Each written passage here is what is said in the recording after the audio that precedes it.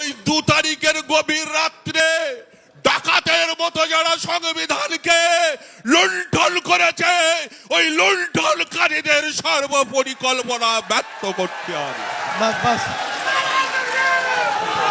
আর কিছু যদি না পারি, সবাই মিলে একটা আঝোড়া হুড়কো নিয়ে আমাদের গলিপথ আটকাবো। আপনারা আমাদের চলার পথের যে আন্দোলন, এই আন্দোলনকে সমর্থন করছেন তো? আমরা জেলায় জেলায় আন্দোলন শুরু করব। আজকের এই আন্দোলন শুধু মুসলমানের বিপদ নয়।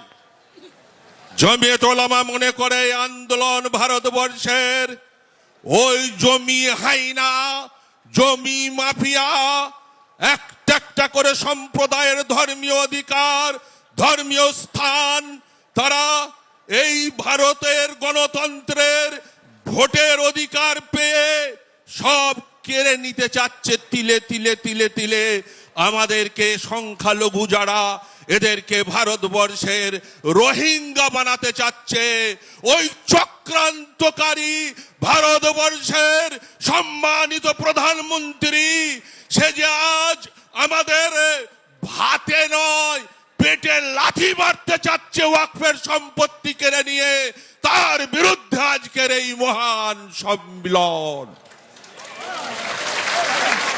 আমি মনে করি এই সম্মেলন জমিয়ত উলামার ডাক দিয়েছে ঠিকই, কিন্তু এই সম্মেলন ভারতের সংবিধান যারা চান, সে সিপিএম এর মানুষ হন, কংগ্রেসের বন্ধু হন, তৃণমূলের বন্ধু হন, আবার আমি বিনয়ের সাথে বলবো বিজেপিরও অনেক বন্ধু চান যে আমাদের ভারতবর্ষ যেন চুরমার না হয়ে যায়।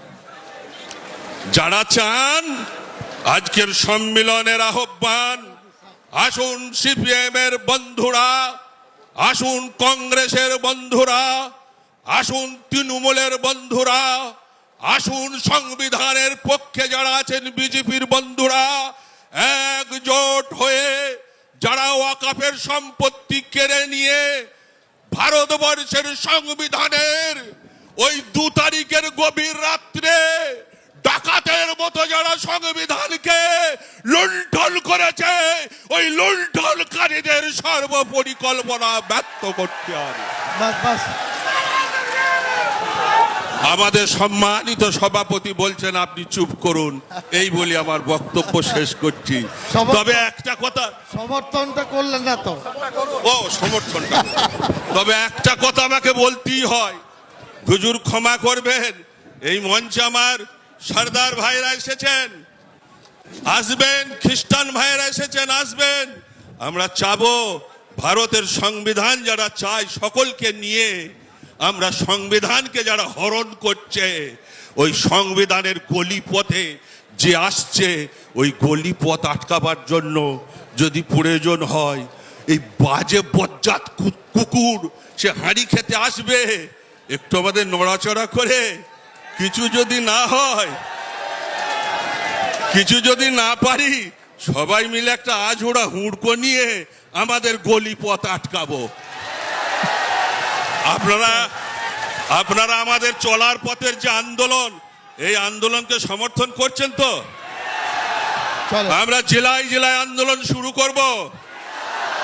আমি বর্ধমান জেলার প্রায় লক্ষাধিক সদস্য, আমার 65টা ইউনিট, সেই ইউনিটের সভাপতি এবং সম্পাদক মহোদয়দের বিনয়ের সাথে আবেদন করব, আজ থেকে শপথ করুন, যতদিন না আমরা এই সংবিধানের এই হরণকারী সংবিধানকে লুণ্ঠন করতে আসছে ওকে আটকাতে না পারলে আমরা এক একটা ব্লকে এক এক দিন আমরা আন্দোলন এবং অনশন ধর্মঘট করব।